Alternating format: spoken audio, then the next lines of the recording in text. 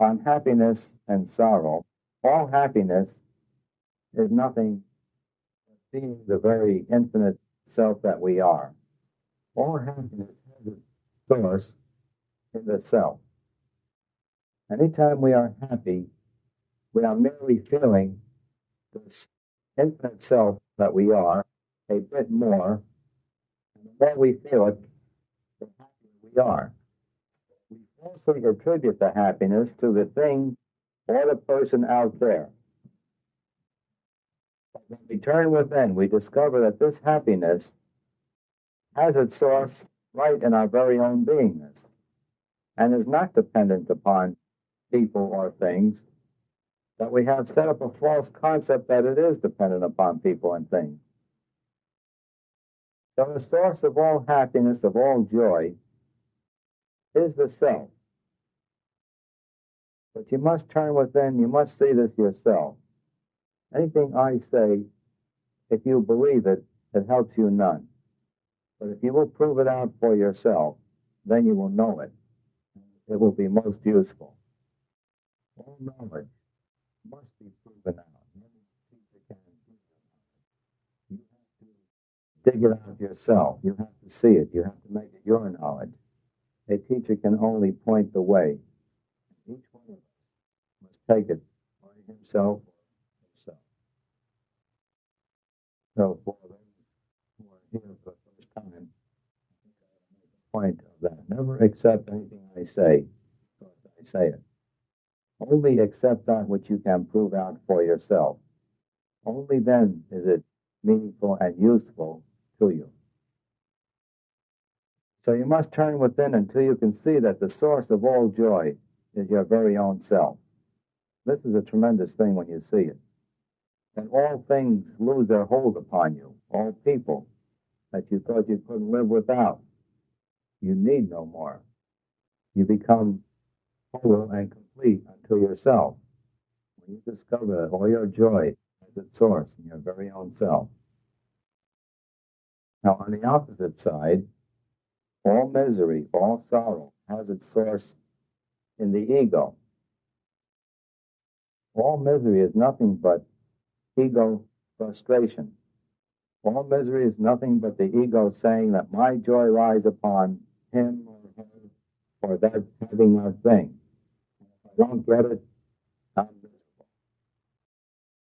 Now, if we will use that, every time we are unhappy, every time we are dissatisfied, if we will seek the source of this unhappiness, we will discover that it's based on a concept of egoity, that I am an ego, and I want this, and I must have that, and so forth and so on. We are not getting it, and therefore we are miserable. Then when we do get it, we feel happy only because we have let go of the limitation of needing something. And we fall back into the very self that we are. And we call that happiness. So to repeat, all happiness has its source in the self.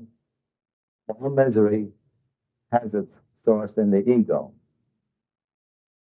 And by tracing either the joy or the sorrow back to the source, we gain a bit of wisdom, a bit of truth, and move toward realization. Now I feel as though the new ones of us up to where we were last week. When you see the truth, it's very easy to come out with methods. Because you see everyone spending every moment of his time seeking truth. And there's only two kinds of people in the world, those who are consciously seeking it and those who are unconsciously seeking it. We here are consciously seeking it. I think I'll go into the realm of mind and try to give you, that is a very powerful, very tremendous thing. And I'll put it this way. Think what you want, and that is all that you will get. Think what you want, And that is only what you will get. When we go into this instrument called the mind, we discover that the mind is only creative. The mind is only creative. The mind creates what we hold in mind. When we create things that we don't like, we call it destructive. When we create things we do like, we call it constructive. But the process is just the same thing. Mind is only creative. Too many of us hold in mind the things we don't want. I don't want this, I don't want that. I'll have an accident and I might not have enough money to buy this and I don't want this to happen. The mind doesn't understand the word not, N-O-T. The mind works picture thinking. When I say the word table, everyone gets a picture of a table. They don't get a picture of the word T-A-B-L-E. If I say shoe, you get a picture of a shoe. If I say not shoe, you're thinking not the picture of a shoe. And you will create a shoe. This is the basic error that most people make when they try to demonstrate, try to create something.